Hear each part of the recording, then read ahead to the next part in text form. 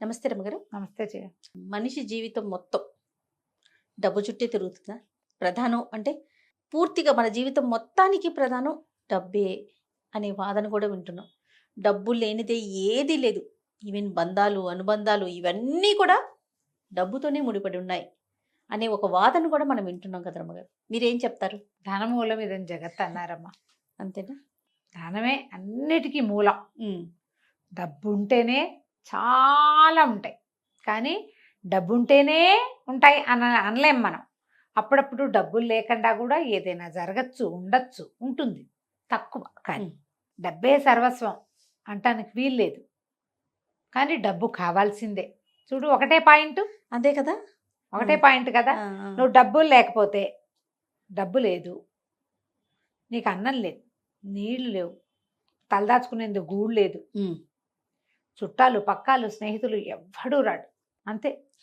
చిన్నప్పుడు అసలు శ్లోకం చెప్పేవాళ్ళు, తృణాల్ లఘుతర స్థూల, తృణాల్ లఘుతర స్థూల స్థూలాదపిచ యాచక వాయున కిమ్న నీతోసౌ మామయం యాచయేదితి అని.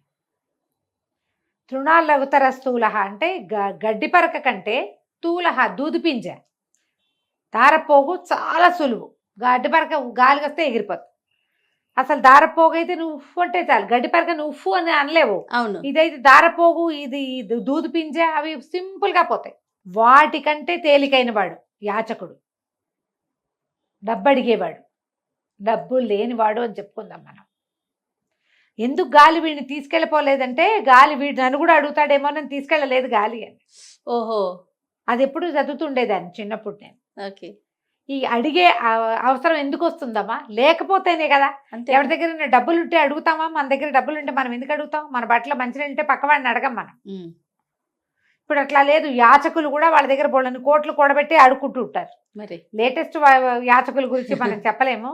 మేము చూస్తాను జయ, ఈ మన వెంగళనగర్ క్రాస్ రోడ్స్లోనే ఒక ముసలాయన చిన్న బాబాగారు లాంటి ఒక వేషం వేసుకుని కనిపిస్తాడు.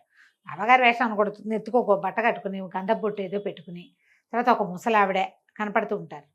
వాళ్ళని నేను హేవార్డ్ 6000 తాగుతూ చూశాను ఒకరోజు రాత్రి.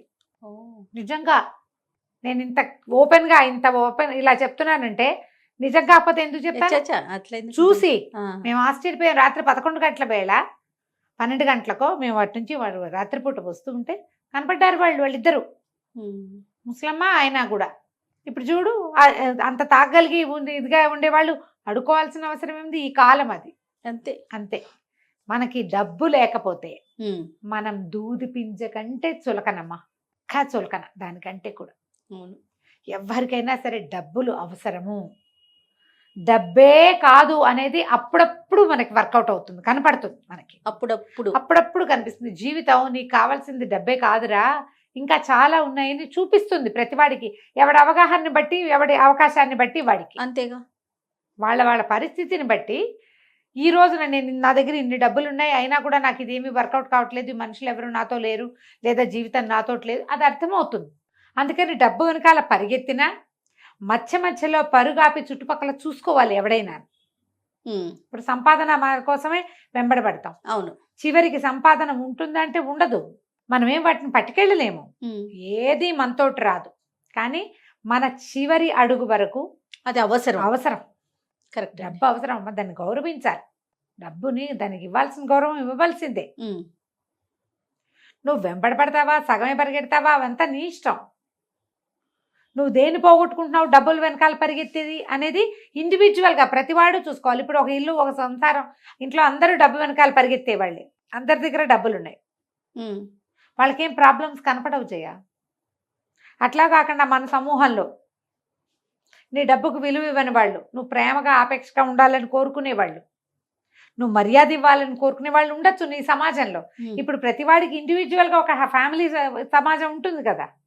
అవునా? అవును. ఫ్యామిలీ సొసైటీ అంటాం మనం దాన్ని. అవునవును. కుటుంబ సమాజం. ఇప్పుడు నీ కుటుంబ సమాజం ఎలాంటిదో, నీ నేపథ్యాన్ని బట్టి నీ సమాజం అలాంటిదిగా ఉంటుంది.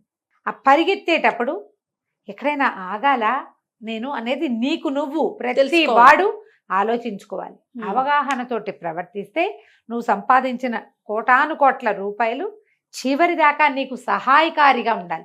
డబ్బు ఎట్లా ఉండాలంటే మనం సంపాదించేది అది మనకి హెల్ప్ చేసేలాగా ఉండాలి, అది మనతో ఉండాలి. అంతేగాని నువ్వు దాంతోటే ఉంటాను అనకూడదు, ఉమ్, ఉమ్. అదే అనుకోవద్దు. సంపాదనతో పాటు సమాజ శ్రేయస్సు, కుటుంబ సమాజం, స్నేహితులు, ధర్మం, ధర్మాచరణ, ఇవి కూడా అవసరం. ఒక పార్ట్ పెట్టుకుంటే జీవితంలో, ఉమ్, అప్పుడు ఏంటంటే నువ్వు డబ్బుల వెనకాల పరిగెడుతున్నా కూడా డబ్బు నిన్ను మింగేయదు. అంతే కదా. ఎలాగంటే పులి మీద స్వారీ చేయాలి. ఆ, సంపాదన పిచ్చ అంతా కూడా వీళ్ళంతా ఎంతమందిని చూస్తున్నాం జయ, మనవాళ్ళకి కూడా సరిపోయేంత ఆస్తులు సంపాదించేయటం. పుసుక్కుని పోయారు అనుకో, వీళ్ళు ఎక్కడ దాచారో, వీళ్ళ బినామీలు ఎవరో, ఎక్కడెక్కడ ఏమేమి ఉన్నాయి ఎవరికీ ఎవరికీ తెలియదు, తెలీదు. ఎవ్వరికీ తెలియదు. అవును. అంతెందుకు, ఉమ్, సరిగ్గా చేసి చావలేదని ఆ పిల్లలు తిట్టిపోయటానికి, చచ్చిపోయాక కూడా అంతే. తిట్టుకుంటారు నాన్నని, ఉండగానే చేసి ఉండాల్సింది అవును, అంటారు కదా, అనుకుంటారు ఖచ్చితంగా. గౌరవం పోగొట్టుకోవాలా మరణించాక కూడా. ఖచ్చితంగా. పిల్లలు కూడా అవస్థపడతారేమో, ఏం బాధపడతారు. నువ్వు ఏ పిల్లల సౌఖ్యం కోసం ఇంత సంపాదించి పోగేసావో, ఆ పిల్లలకే ఇబ్బంది కదా. సౌఖ్యం లేదు, వాళ్ళు నిన్ను తిట్టుకుంటారు, నీ మీద ప్రేమ ఉండదు కదా. అవును. ఆలోచించాలి. ఈ మామూలు చిన్న పన్నా సంపాదనలు అనుకో, ఎవరికైనా డబ్బులు అవసరం కదమ్మా. ఎంత అవసరం డబ్బు, మరి అవసరానికి మించి సంపాదించుకోవాలి. ఇదే పొద్దున మనం పడుకుంటే పడిపోతే అప్పుడు ఎట్లా? అది నడవాలిగా, ఫ్యూచర్ కోసం ఆలోచించుకోవాలి కదా ఎంతో కొంత.